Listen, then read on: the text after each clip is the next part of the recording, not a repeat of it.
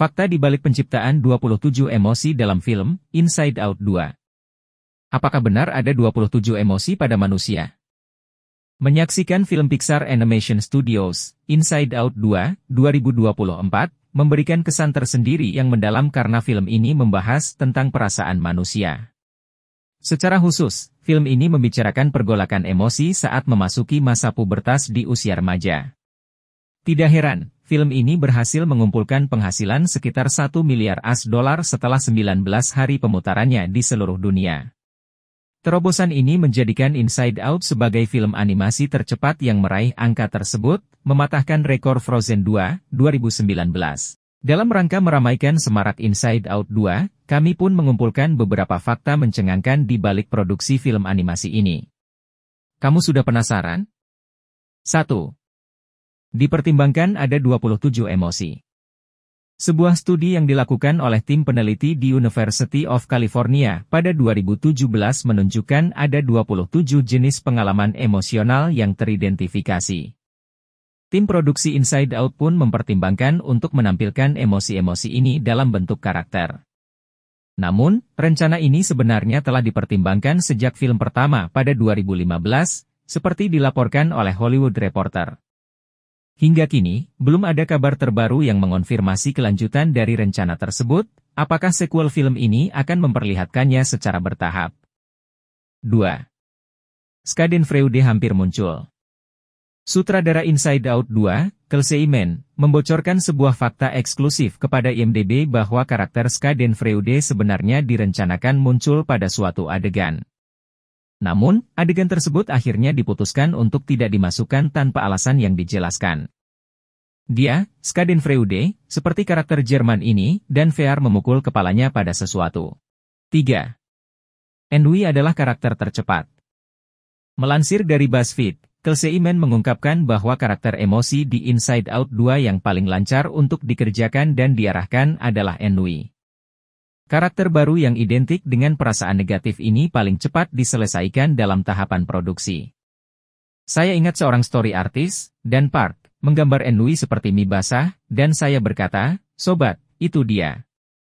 Itu perasaan yang saya inginkan." Lalu, saya bekerja dengan Jason DeAmer, desainer produksi kami, dan timnya, dan mereka mengambil ide itu dan membawanya lebih jauh.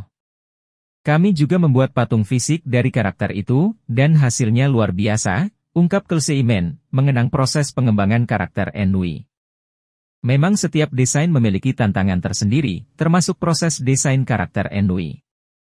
Namun, kecepatannya dinilai melebihi proses desain pada karakter-karakter emosi lainnya. Itulah mengapa Kelsey Mann tidak menyebutnya termudah, tetapi tercepat diselesaikan. 4. Envy punya saudara kembar. Produser Mark Nielsen mengungkapkan fakta unik tentang hubungan antara Envy dan jealousy kepada IMDb. Menurut pengakuannya, keduanya adalah saudara kembar identik yang tidak dapat dibedakan oleh siapapun dan dapat menyebabkan kebingungan. Namun, setelah melakukan serangkaian penelitian, keduanya ternyata adalah emosi yang berbeda.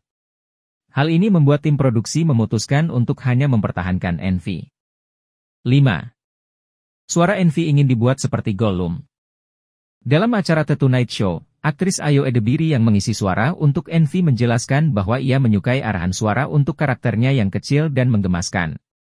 Namun, karakter ini ternyata dapat bersemangat dan berubah menjadi seperti suara Gollum. Saya menyukai gagasan bahwa suara saya sangat ringan dan datang dari tempat yang lebih lembut dalam suara saya, ungkap Ayo. Tetapi juga, saat karakter ini bersemangat, itu menjadi sangat Gollumie, mendapatkan sedikit Muppetie. Sebagai informasi, Gollum adalah salah satu karakter dalam legendarium J.R.R. Tolkien, The Lord of the Rings. Ia merepresentasikan karakter negatif, tetapi memiliki peranan penting. 6. Anxiety memakan waktu desain terlama. Berbicara mengenai karakter emosi di Inside Out 2 yang memakan waktu paling lama dalam proses desain, Anxiety adalah jawabannya.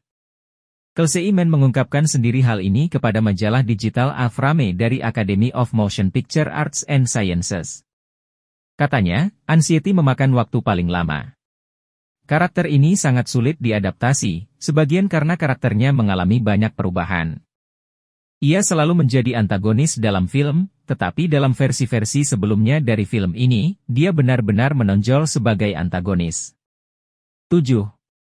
Penyesuaian pada adegan serangan kecemasan.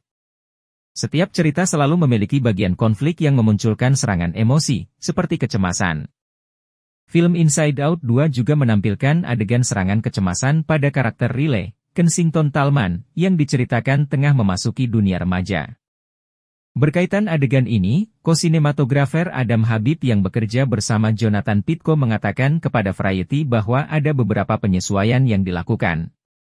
Termasuk mempertajam sudut dan fokus untuk menyoroti proses Riley dalam menekan dirinya sendiri. 8. Joy menjadi karakter yang menyembuhkan.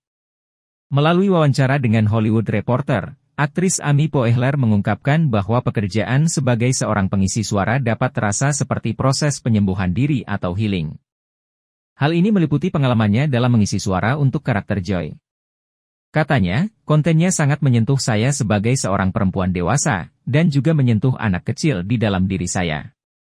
Meski begitu, Amy juga mengungkapkan bahwa eksplorasi terhadap emosi-emosi lain, seperti kecemasan, kesedihan, dan ketakutan, juga memiliki dampak penyembuhan yang kuat. Pasalnya, mereka membawa kepadanya rasa nostalgia mengenai hal-hal yang mendasar. 9. Aktor lain mengambil alih. Beberapa aktor yang mengisi suara untuk karakter-karakter emosi di Inside Out 2015, sebelumnya tidak kembali untuk sequel kedua. Beberapa di antaranya adalah Mindy Kaling dan Bill Hader yang belum menyebutkan alasan mereka untuk tidak muncul dalam film Inside Out 2. Sebagai gantinya, Liza Lapira mengambil alih posisi Mindy Kaling sebagai pengisi suara di Ghost, sementara Tommy Hale mengambil alih posisi Bill Hader sebagai pengisi suara VR. 10. Serial spin-off akan tayang. Menanggapi kesuksesan dari film sequel Inside Out, Pixar Animation Studios mempersembahkan serial spin-off dari Inside Out yang direncanakan tayang di Disney pada musim semi 2025. Namun, belum ada tanggal pasti untuk penayangannya kepada publik.